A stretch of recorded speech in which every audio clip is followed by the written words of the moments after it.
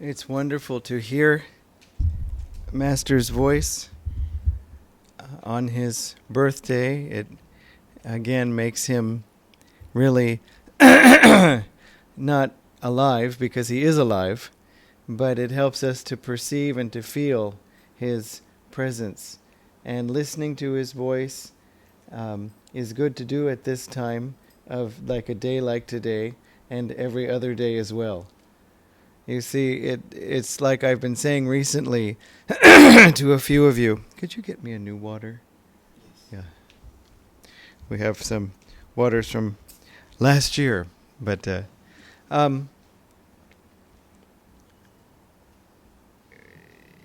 we need, this is something a few of us were discussing also, Ashwini and a few others, about how we, thank you. Would you like to administer it as well?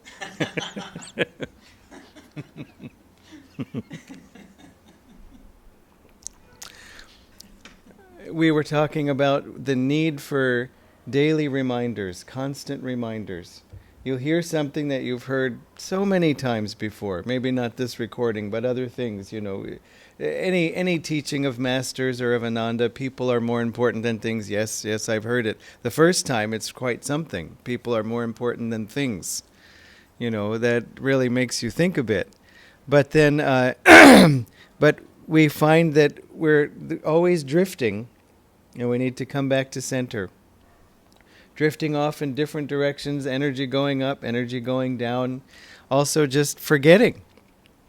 Because Maya, the energy, our own sort of the past karma momentum is always there, slightly pulling us off.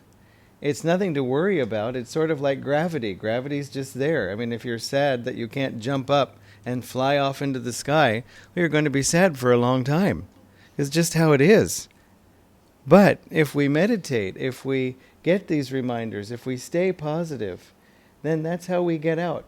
And one easy way is to listen to Master, not only in what he says. And of course it's helpful if we have the words or something like that, because if there's some particular thing he said that we didn't catch the word, it helps us to get that. Sometimes that word is just like the crucial word that we need. There was one talk where he said something. I was listening to it, and while driving in a car, and so it wasn't like exactly crystal clear in my ear. And he said, something like, "Face your bad habits, ma ma ma." And then I thought, what was ma ma ma?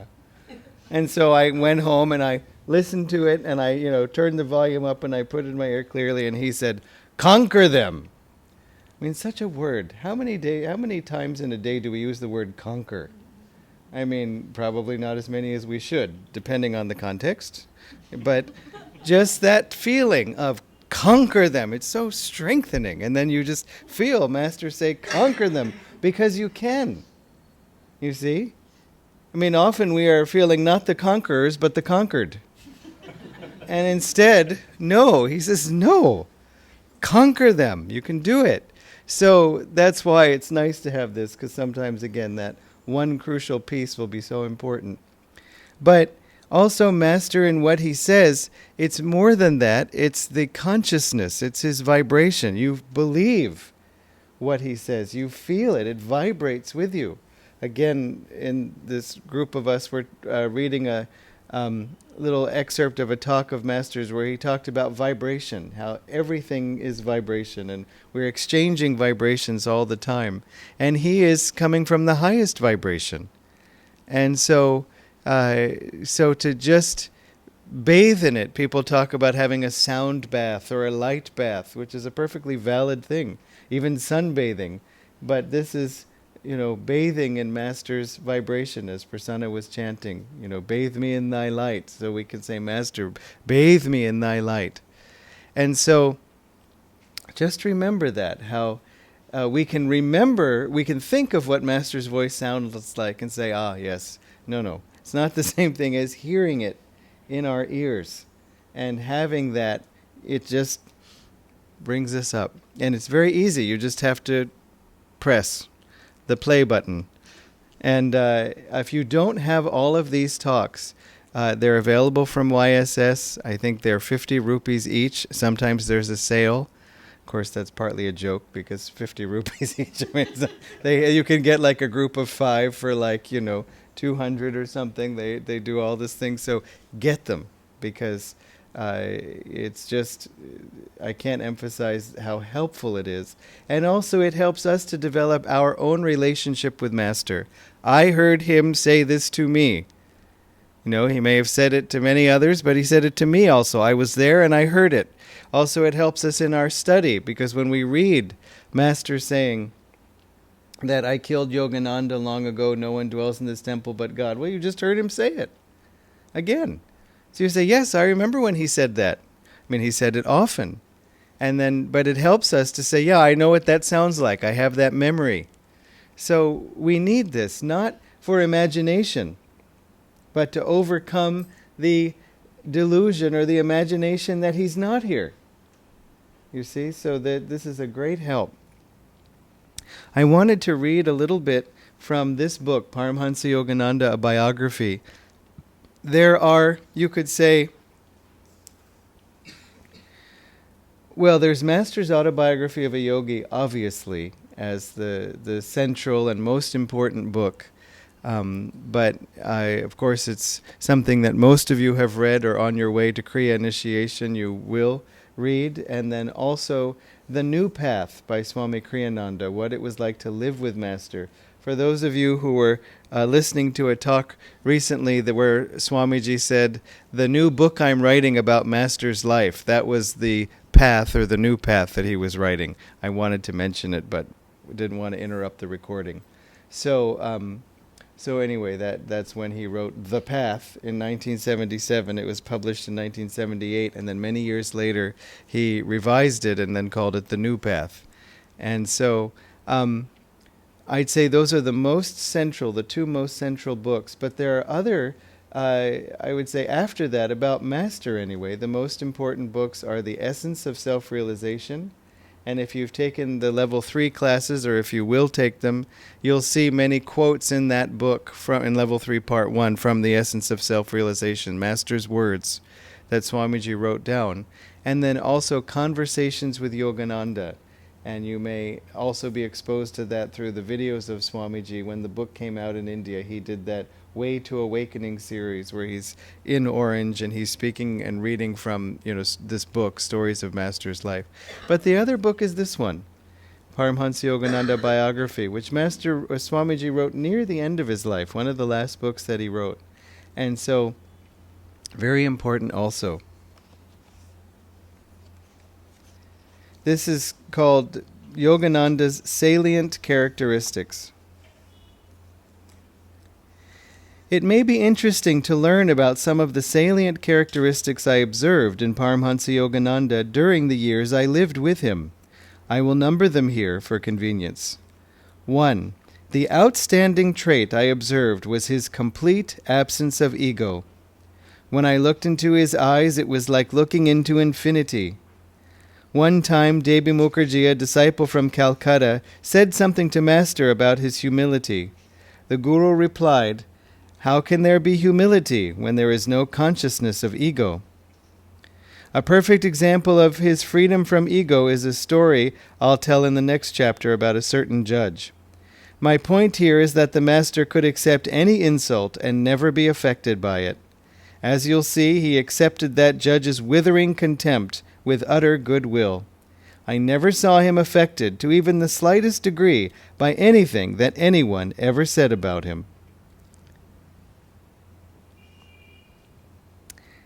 I can't help it. In fact, Swamiji even mentions it, that some people, does he say it here? Let me see if I can just read it to you directly.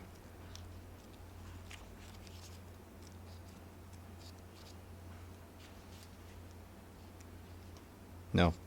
When Swamiji published this chapter originally, or when he not published it, when he wrote it, he had the practice of writing a chapter and then sending it out to many people who would then read it and write back to him in appreciation, or if they had a question or something like that. And the thing that was of course a blessing, and it was also a little bit dangerous, because if you happened to see him and he would say, have you read the chapter that I sent? And you really wanted that answer to be yes. And Jyotishi and Deviji found the solution to that. They said that whenever the chapter comes in, whatever you're doing, you stop and you read the chapter right in that moment. And so anyway, this, I have to say that when he wrote this chapter and sent it out, many of us said, but Swamiji, we see these things in you. And that's very important to remember, that first of all, yes, that Master came through Swamiji very clearly to so many of us. That's up to each individual to feel or not feel. I'm not saying that it should be that way or that it is that way, but it was certainly that way for me. And I think it makes perfect sense that it's perfectly natural that it is that way. But it takes time, just as it took people time to tune into Master. Even Swamiji talked about his initial impression. He was thinking of Master as a very wise person, not really realizing fully or feeling how his consciousness was so much more than that. It was divine. It was infinite. And it takes something to have even a glimpse of that and feel that we not even understand, but we perceive it, we feel it, we see it. And so I remember a few times, well, many times, when I looked into Swamiji's eyes, it was the same thing. It was this, that there was just this, it was like looking into infinity. It was like no other experience I had with a person. I remember once, it was a strange experience. It was a strange situation without going into the whole details.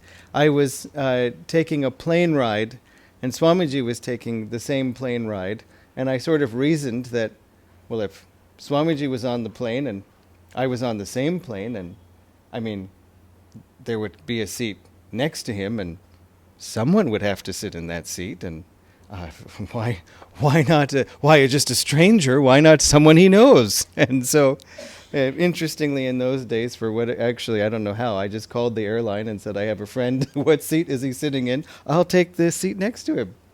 And they just told me. I don't think they would do that now.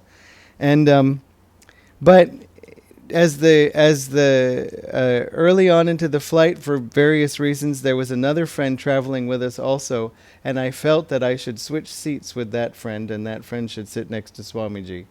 And I suggested it. It broke my heart on one level, I'll tell you truthfully, but at the same time, I felt it was right. And I said to Swamiji, I think that maybe I should switch seats with him. We were talking about a situation that involved him, and so I said, I feel like I should switch seats with him. And he said, that might be a good idea. And then I could imagine going back to where the friend was sitting and saying, Swamiji wants us to switch seats, and I knew he would say, no, that's okay. No, I want you. No, it's fine. No.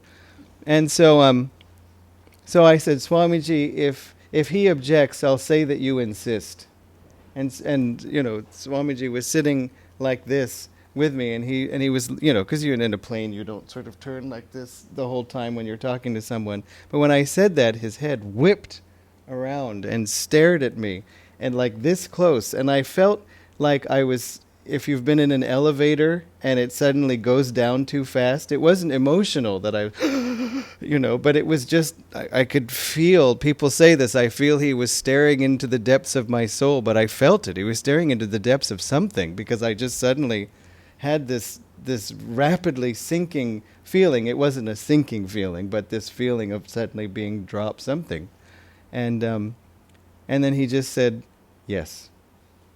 And so I went back there, and I didn't even bother asking. I just said, Swamiji insists that we switch seats. No, it's fine. He insists. Okay. And so then he went. And later he said to me, it was very helpful for me, and I appreciate it, and thank you, and so on. So anyway, but that experience of looking into Swamiji's eyes like that was the first time. And it was just not like anything else. So why do I say that? Because, first of all, for us to be inspired, for us to relate to it. And Swamiji was a channel for Master in two ways at least. Partly because he was in tune with Master. He was open to Master so Master could come through him. And so must we all be. You heard Master say that. I want you all to be channels in this way. And that wherever you go, people around you, they will become like you in the good ways. And then, I include myself in that. And then, but also, Swamiji, I think very consciously tried to act like Master, not in an imitative way, but that because Master was showing us how to be in this world from the highest level, why not be like that too? Again, he didn't speak with Master's accent. Sometimes people will do that. They'll change even their way of speaking to sound like Master, and, it's fine, but it may not be natural. And so he was certainly natural, and he was himself, but he was so much that way too. For Swamiji, I don't know how much of it was intentional, how much of it was coming through him from Master. But for us, it can be both. In other words, we should be open to Master, and we should ask him, act through me, guide me. But we should also study carefully, and then try to behave in a better way. Why? Because then he comes and he will say, okay, you were the student who did not study right before the exam, you have behaved in a better way, you could pass this test. No. As Swamiji said, kindness, for example, being kind, is its own reward. I was speaking to someone just recently about this. We learn to behave better. Even as Sri Yukteswarji said, learn to behave. Why? Because it's its own reward. You feel better. You feel clean, you feel calm, your joy is less disturbed. When we do something wrong, when we just react in that way, it sort of sits, it leaves a little residue in the heart. And when we don't do that, we don't feel that way. When we're strong in a situation that was difficult for us, we have a feeling of peace, we have a feeling of God's presence. It doesn't mean we weren't quaking in our chappals, shaking in our boots, but we handled it, and we handled it differently. And we say, that's what I want to be. So again, we follow these things because of the joy that they bring, not just because it's a should. Another trait that always amazed me in him was the deep, impersonal respect he gave everyone. His unwillingness to let Devi criticize a man for being in a state of feeling no pain, meaning being drunk. His perfect willingness to have people with whom he didn't agree have the last word. These are examples merely of a characteristic that is marvelous to contemplate in one as great in the eyes of the world as Yogananda was. Swamiji the same way. He had respect for everyone, and he spoke to them from that respect. And part of it is also that we have to remember that everyone on this earth, God respects our freedom. We can turn towards him or away from him. We wish he wouldn't respect that freedom and put us on some escalator so we can go running away, but we're still being brought up. But no, he says, it's up to you. And so we have to feel that everyone has a right, first of all, to their opinion. Everyone has a right to their own choices, their own timing, and we have to respect that. How do we know? Because we know what it feels like when someone has tried to push things on us. You must do this. When I was younger, I automatically I wouldn't say it out loud, but I think I will never do that, Even if it was a good suggestion, it was a shame. But it's because I had had too many things shoved down my throat and I'd had enough. So any suggestion, I would just, nope, I won't.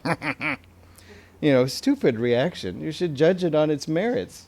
Someone told me, you've got to see this movie. It's fantastic. You haven't lived until you've seen this movie. And I thought, I will never see it. And then many years later, I finally saw the movie and I loved it. and I became so fascinated by it. And I just thought, what an idiot I was. I could have enjoyed this so many years ago. It was very thought-provoking. Anyway, so we know what that feels like, so let us not do that to others. It's just that simple. He had an impish and utterly delightful sense of humor.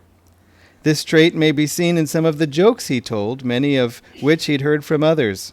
One was a somewhat left-handed compliment, which he told with a childlike smile. "Your teeth are like stars. They come out at night." And in dictating his Bhagavad Gita commentaries, the master gave the advice to eat only a little bit, but frequently. Stokam stokam anikoda. He writes, Sanskrit scholars, please forgive me if I have that wrong. This is how I remember the foreign-sounding words he produced. Dorothy Taylor, his secretary, mistyped the phrase to read, stonum, a little bit, but frequently. This was too delicious for Master not to quote me later with a hearty chuckle. Finally, because I could go on indefinitely in this vein, I remember when he once came into the monk's dining room between meals and found it an embarrassingly utter mess. All he did say with a smile was, "Well, it might be worse." So much for certain disciples' description of him as a stern, even scowling disciplinarian. And Swamiji was like that too. He would share humor all the time. It's just so amazing. I mean, you've seen it and heard it in his talks. We heard a talk recently, and he was, one wonderful phrase that he used in that talk, and never ever again, as far as I know. He said sometimes people feel so guilty on the spiritual path that they're just barely worthwhile, as if they make it, they will arrive in heaven skidding across the marble floor.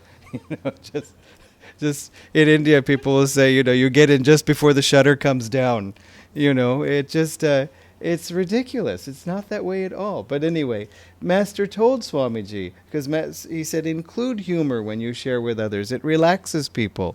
But Swamiji said he also noticed that when he would say something humorous, he would almost immediately follow it with a very deep truth. Almost as if the relaxation opened us, and then he could speak to us more clearly. His message could get inside.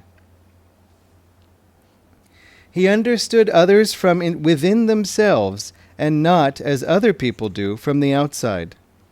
There was a young disciple, A.B. George, whose talk was rather salty, and who didn't show the usual respect for his guru.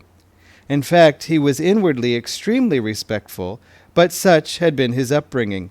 He would actually sit in a chair with one leg over the arm as he talked with Master. But Master saw behind that facade. After some particularly unusual display of what in other disciples would have been blatant disrespect, Master embraced A.B. with a loving laugh. A.B. had said a joke to Master that was rather off-color, like extremely off-color, as off-color as you can get. And Master just laughed and gave him a hug. And Swamiji was that way too.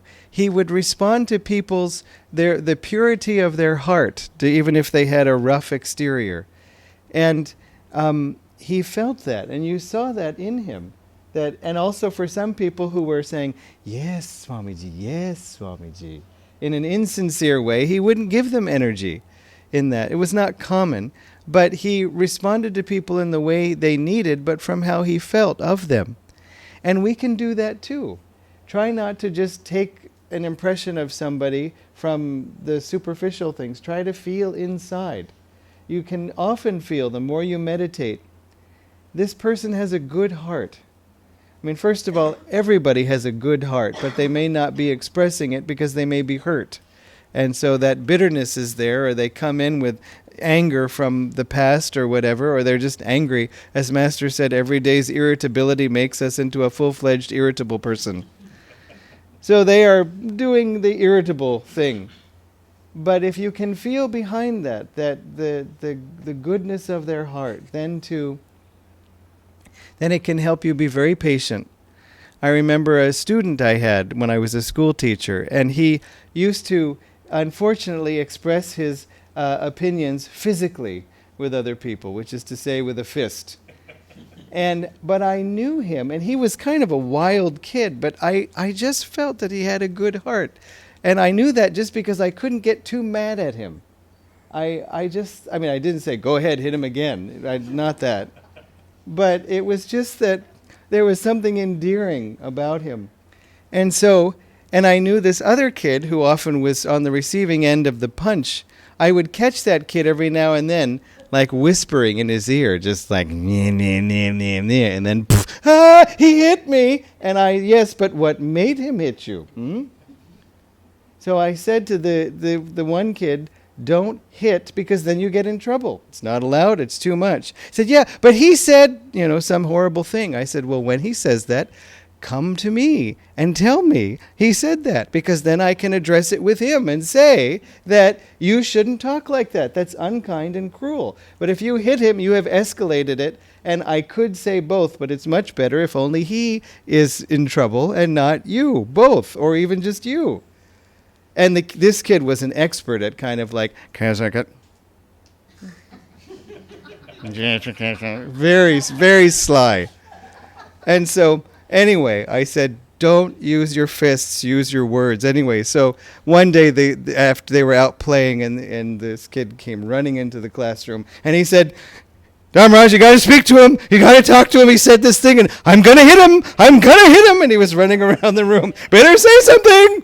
And so I brought him in, and I just said, did you say that? Well, actually, because what he said, I didn't ask, what did you say that? And I just said, don't talk like, how hard, I was able to address it directly. But some of the other teachers spoke of this kid just like he's always getting into fights. And I said, but he has a good heart. It surprised me. I mean, of course you think of children, they all must have a good heart. They have past lives too, but, people start out that way at first. So anyway, I just try to tune into that. Try to tune in underneath. And if you feel, I feel the heart, no, it's not a good heart. As I said, it is. But maybe the person is suffering. And that doesn't mean that we can necessarily help them. We can always help them through prayer. Definitely. You can do kriyas for somebody. Not too many, but some. In other words, don't do your whole practice for them because it's lopsided. It makes it seem like it's up to us to save them. And God is taking good care of them. But you can do some. Again, if they don't know Kriya, even if they do, but you can pray. You can meditate and say, I Master, bless them. Don't say, I am blessing. But God, you bless them. You help them. That always you can do in any situation. But you may not be able to work it out with them verbally. But in that case, then, help who you can. But then also, sometimes we have to keep our distance. Master said, if you're not strong enough spiritually, you may be dragged down by somebody's heavy energy. And it just means more work to climb back up. So we should be selective in this way. Always with compassion and respect for the person. I don't mean just like you. I'm going this way. Whichever way you're going, I'm going the opposite. Even if you do go that way, don't go with that revulsion. Just say, well, God bless you. When I am stronger, maybe in 68 years, I will come back. So,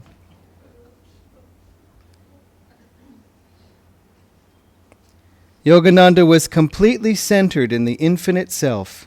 As he wrote in his poem Samadhi, I, the cosmic sea, watch the little ego floating in me.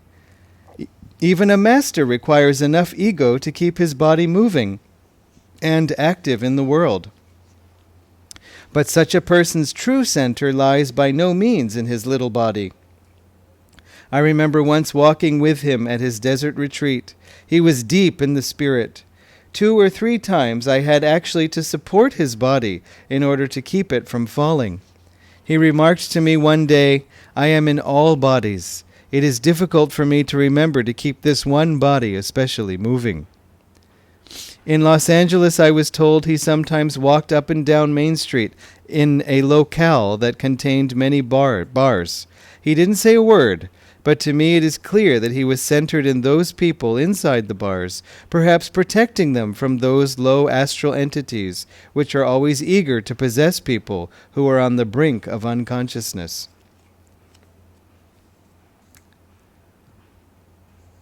This is another one. Desirelessness was another strong trait in the Master.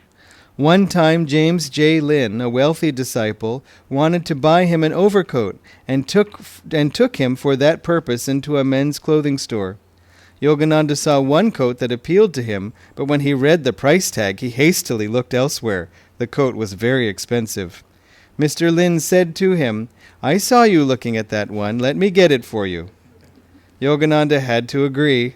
To the coat, Mr. Lin added a matching hat.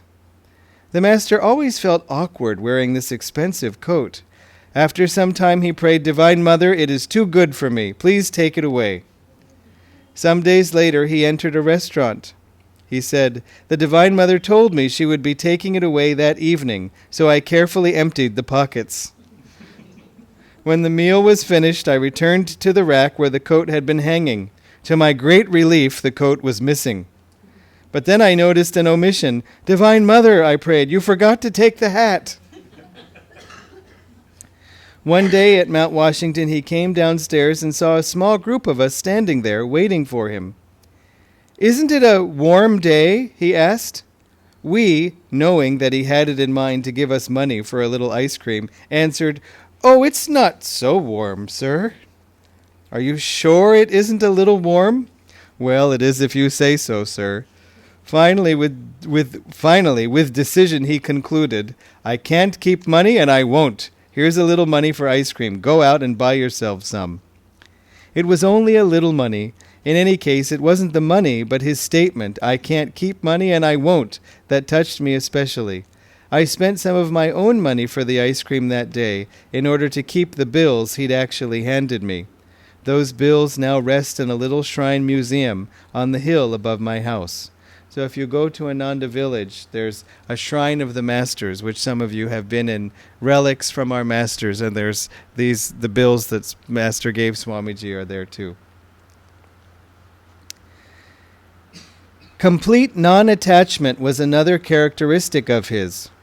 Toward the end of his life, he made plans to go to India. I was one of the people he wanted to take with him. Twice he had to cancel his plans. This last year, those plans were canceled permanently by his final exit from the body. The last year but one, I asked him, "Sir, shall we be going to India this year?" "I am not curious about these things," he replied. "What Divine Mother wants, I do." Not curious about a trip to India? I was amazed. And you can say, well, a trip to India? You mean, I am already here. But imagine, a trip to Ananda village. Maybe you'll go. Maybe you can imagine being excited about it. What a chance. What an opportunity.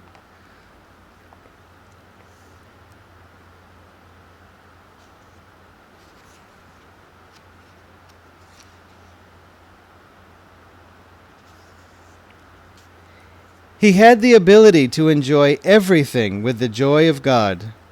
In this he made a strong contrast with a sadhu I once met in Puri, India, who told me, "You shouldn't enjoy anything."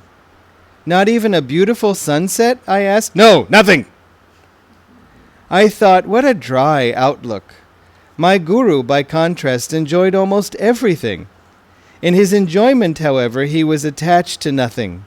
His enjoyment was the joy of God. Complete non-attachment was evident even in his eyes, the gaze of which was always, in a sense, remote from this world. And so, it's important to remember that. Sometimes we gain great benefit from thinking this world is not real, it's all a dream, I'm detached from it. There is no rain, there is no sound. But yeah, we'll be getting microphone and speakers soon. But the only reason to hold an attitude is, first of all, is it true? That's very important. But also, is it useful? There are many truths, many facts that are not useful to us in the moment. So if we think, it's all a dream, it doesn't matter, and that makes us feel free, it makes us feel peaceful, great. But if we look around and say it all is a dream, it doesn't matter, nothing matters, then it's not useful. So we want, in that way, we can either enjoy nothing, saying any joy I feel is inside, or we can enjoy everything, saying it's all God. God made this, God's joy is in it. So do what works and balance these two. If we just are super detached beyond our ability, beyond our actual capacity for detachment, we become dry. And you see that a lot among certain Maha Yogis. Just, I have done every asana to completely relax my face so that it will never smile again. But it's not Master's way. Okay? And I mean, how would that even be attractive? Don't you want to be like me? It's not inviting. I understand that because it is trying to say, don't get drawn out of yourself. Don't get drawn into the world. It's valid. But anyway, it can be a bit dry. And so think in terms of both and. Both attitudes are right and useful. But again, be guided by, does it help you?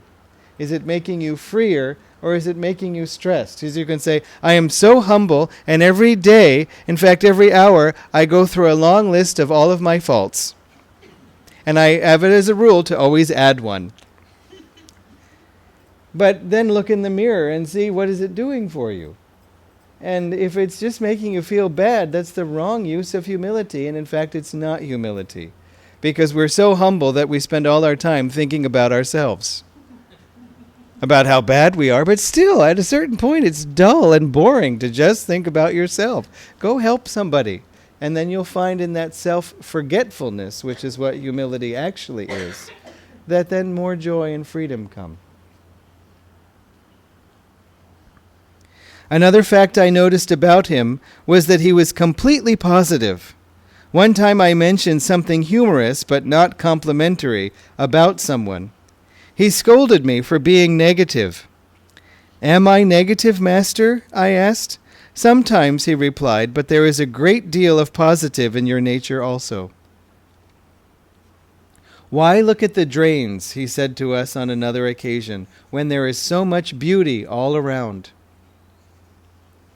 And he expresses it so beautifully in Autobiography of a Yogi through the words of Babaji, when Lahiri Mahashaya was criticizing someone at a Kumbh Mela, and Babaji said, this whole world is a mixture of sugar and sand. Be like the wise ant that seizes the sugar and leaves the sand untouched. I mean, what is the use of being in a desert saying, look, sand! Oh, look, there's more sand and more sand! Did you see the sand? Yes.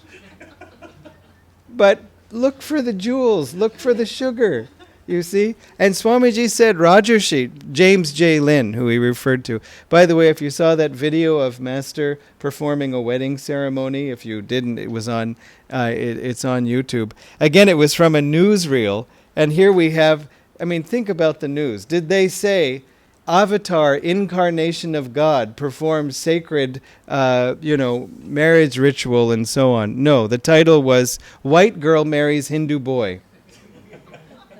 That's how Rajarshi was standing right behind Master during the wedding ceremony. The man, he had a smoothly shaven head. That was Rajarshi. So Swamiji said Rajarshi was the perfect disciple. Rajarshi was with Master, and he criticized something about the organization or the way, why is that being done that way? And Master said, don't be critical.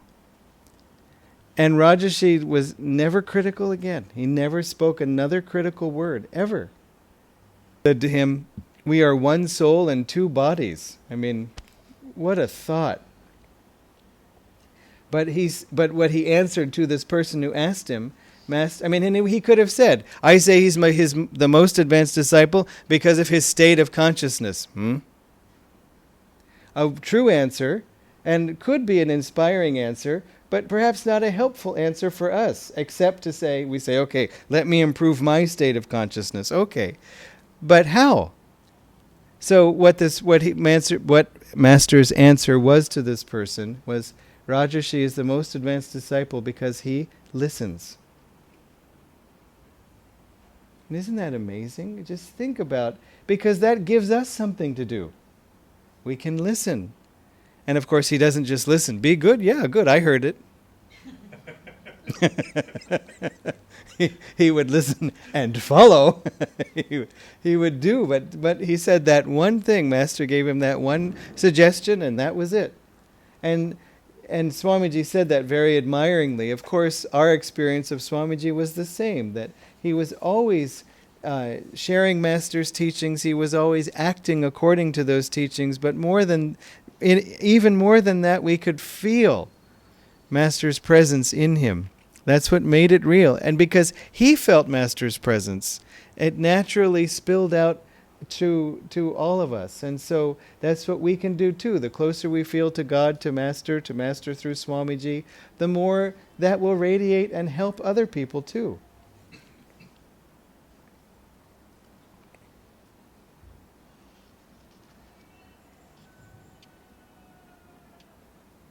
Nothing ever excited him. Always he was deeply calm. He could laugh. He could also move quickly when he had to, but he was always calm. Once, late for a lecture, he set out at a run. "Don't be nervous," a student cautioned. "One can run nervously or one can run calmly," was Master's reply. "But not to run when you need to is to be lazy."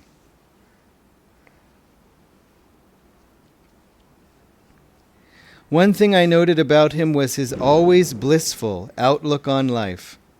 I would notice this fact not only in his calm inward expression, but also from the deep bliss I often felt in his presence.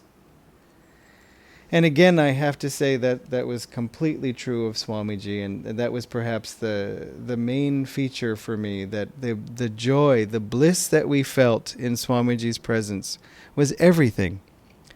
And you can still feel that now, certainly. Even through hearing his words in this book, you can feel his blissful presence that way.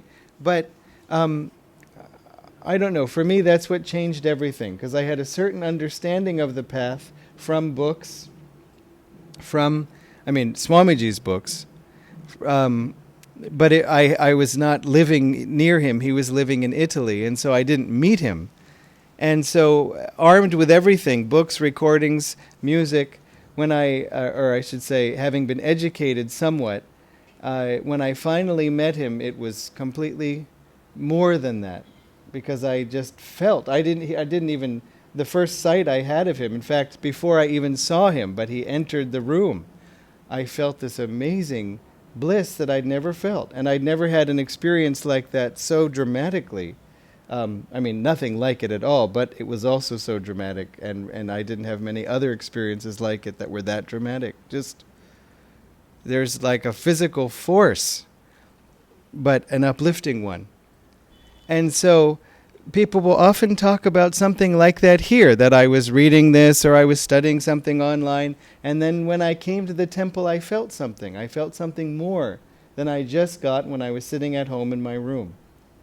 And that's also the joy of Master in each one of us, that exchange that we share.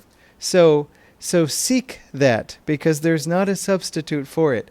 And it tends more often than not to come through devotees of Master, through satsang with each other. Again, it's a necessary ingredient. We can go far on our own, but rare is the person who can't go farther, easier, by mixing with other devotees. It's just that simple. And it's easy. You just have to, as Dhyanaji says, get in the room. Just get in the room. And I've had to, use that mantra sometimes when it's, I don't know if I can put one leg in front of the other today. Get in the room. And just because you know that when you do, then it will just work. I know there's a way to say it's like getting into a microwave, but I can't think of the right way to say that. That doesn't become rather grim. But it's just getting into the cooker and then you cook. You don't have to do any more work. You just have to enter the cooker. And so, remember that. Because there's no substitute. You don't make what's something you put in the cooker? You don't put the arasi all over the counter and just go, I'm making dinner today. No, it has to go in the cooker, and so do we. We are the arasi. So go in the cooker, and then it'll just cook for free, easily.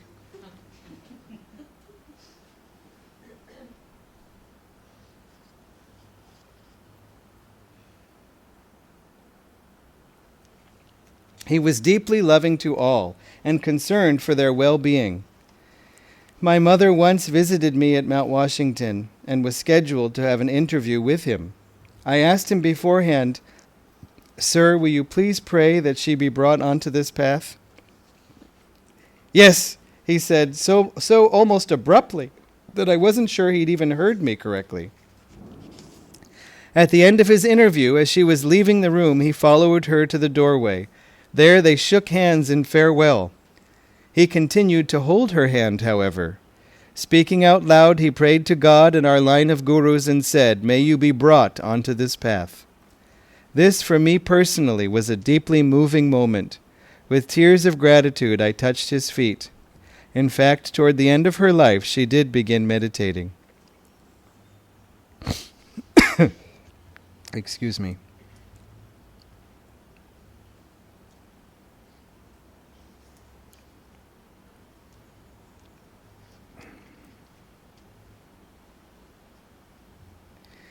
He was respectful toward and even appreciative of others' opinions, even when they differed widely from his own.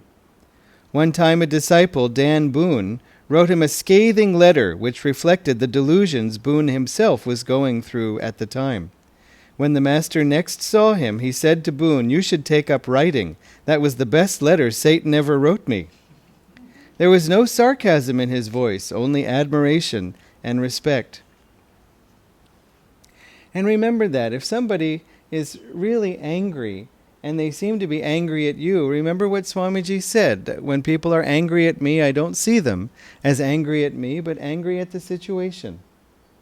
Because that's usually what it is. You know, you can get in a fight with someone just because you took the dosa they were looking at. Hey! And if you don't take the dosa, they won't be mad. And if someone else takes the dosa, they'll be mad at them. See, it really has nothing to do with you at all. Just your hand was on the wrong dosa at the wrong time. But it's just so much of it comes down to that, hey, you are blocking what I want. And that's why they're angry. Remember, all anger, it says in the Gita, and as Swamiji explains, all anger comes from when our desires are blocked. We wanted something, we didn't get it, we are angry. Anyone angry, it's that reason. So you may have to look at, how am I blocking the desires of this person if they're angry? I'm not. They may not believe you if you say you're not, but that's a way to impersonalize it. And even more helpful is when we are angry.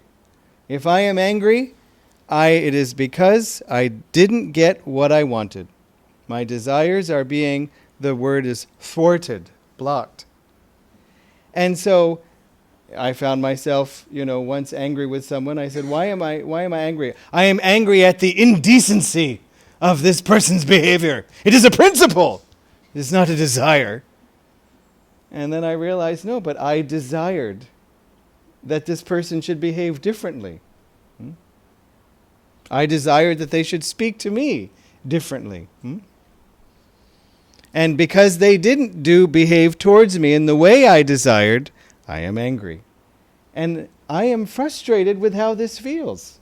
So meanwhile, they're off eating their own dosa and they're completely happy and I'm just cooking in a bad way.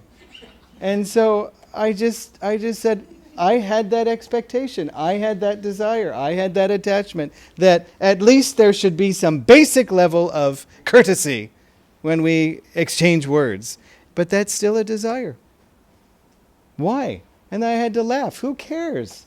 Master is here. Swamiji is here. Who cares? What does it matter? Why do I have to have that desire? So it helps. So anytime you're angry, diagnose.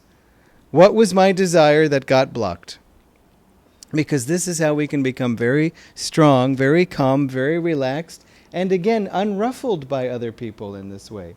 It's a step-by-step process. And we want to be sincere about it, and meditation gives us that intuitive insight to understand. But still, try not to take it personally when someone's angry in that way. Also, I think I'll leave it at that for now. He wanted nothing from others except their own highest happiness. Once, after he'd scolded a disciple, the disciple said, "But you will forgive me, won't you?" His question surprised the master. Pausing briefly, he then said, "Well, what else can I do?" I mean, just think. God has been forgiving us lifetime after lifetime. He doesn't just say after, enough mistakes, "I'm sorry, you are canceled. Just go back in the cosmic fire and come out again. I'm going to reboot this one." No, he's always forgiving. He doesn't mean he cancels all our debts, because, how would that help us? We have to learn. Because otherwise we don't understand, we don't see. It's not even to become worthy. It's just so that we can reach that level, which is also to say our own potential, our own true level, removing things. You can think of it that way. It's not that we're reaching up to some perfection that's beyond us. It's that we're just removing these distracting veils that make us do the wrong thing. And so we should also try to forgive others in that way, which is to say, look, this happened, it was horrible, but part of it was my karma too. How do I know? Because it happened to me. But it doesn't mean necessarily it was my fault, it was my punishment, I've done way worse, I'm sure. Those can be helpful thoughts, but usually they're not helpful. So just look, maybe the karma was completely different. Maybe I was just tested to see, could I be calm or could I survive in such a difficult situation? And what about that person's karma? Look, that's not our business. Let God take care of that, okay? But we should be forgiving also in the sense that for example, if we have karma that has to be worked out through human interaction, like being peaceful even if misunderstood, Master said that's one of the hurts he received in this life, was being misunderstood by people. He didn't say, "What does it matter?" He said, no, of course. His good intentions being misunderstood. But that karma you can work out only with other people. You can't work it out with a tree. The tree doesn't look at you like, and you go, "You've misunderstood me." You can't. You have to work it out with people. And if we have that karma, and it has to be worked out with people, Divine Mother has to use the people who are around us. If somebody is in Uzbekistan thinking evil thoughts about you, you probably don't care. But if they are in CIT Nagar East, you're sort of like, hey. So, this is how it's going to come. So don't even blame the people too much. What can you do? You can say, "I'm sorry, I'll go to Uzbekistan, work it out with them, and then come back here." No, it's going to come this way. So, again, that doesn't mean accepting blame. It doesn't mean saying, "I'm so bad, I deserve this and worse." But to say, what can I learn from this? How can this free me? How can I grow so that I can become stronger? What is the purpose of yoga? Nirvikalpa Samadhi? Sure. Freedom in this lifetime, yes. But what does that look like? It means being stronger in ourselves. In everything that we do, how can I become stronger? Another way to put it is, how can I heal? How can I become fully back to my own sort of 100% health of God realization, if you want to think of it that way. But it's up to me to become stronger so that this thing doesn't bother me, so that I can be useful, so that I can be happy. It takes great strength to be happy. Okay? Swamiji explained it in a situation. I've told this story before, but it's really important. A woman said to Swamiji, my husband says that you do all your yoga and you're always nervous and uptight. And I just drink beer and watch TV and I am always happy. And she said, "Swamiji, it's true." And Swamiji said, "Well, he's happy right now with his beer and his TV, but what happens when something bad occurs? How will it be if something unfortunate, would happen to him? Would it be as easy to be happy then?" And the solution would not just be increase the beer. but that it's easy to be happy when things are going well. Dosa, chapati, avil, I am happy. But what happens when the food is late? Excuse me, I need, then we have to learn. Look, don't let our happiness just be conditioned by things going our way, because they won't always go our way. But if you can be happy when things go your way, fine. Some people aren't even happy when things go their way, so that's a good start. But then, to be happy when they don't go our way, then we can be happy all the time. So these are the last few that I'll read. His generosity extended far beyond mere money or material gifts. It included also, for example, allowing others to have the last word, deferring to their opinions, applauding whatever good they did. Also, he never judged anyone. Judgment he left to God. He was truly a friend to all.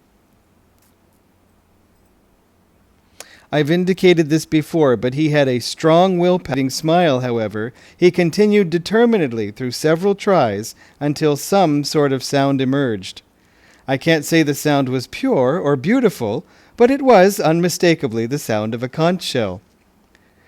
One afternoon after, this happened with Swamiji too, you can hear it in one of the recordings. He closes the satsang with he said, let's do a chant, and I think he's actually playing the guitar or the harmonium, I forget, and chanting, and he just started making some mistakes.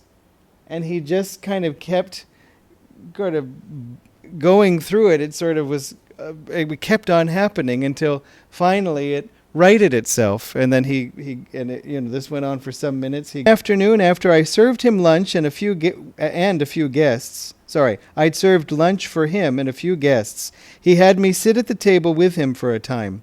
He then tried to flip a fork into his empty glass. Again and again he failed. When he finally succeeded, the fork broke the glass.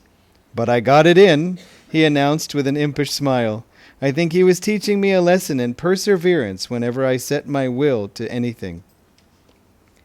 His nature was enthusiastic but never bouncy.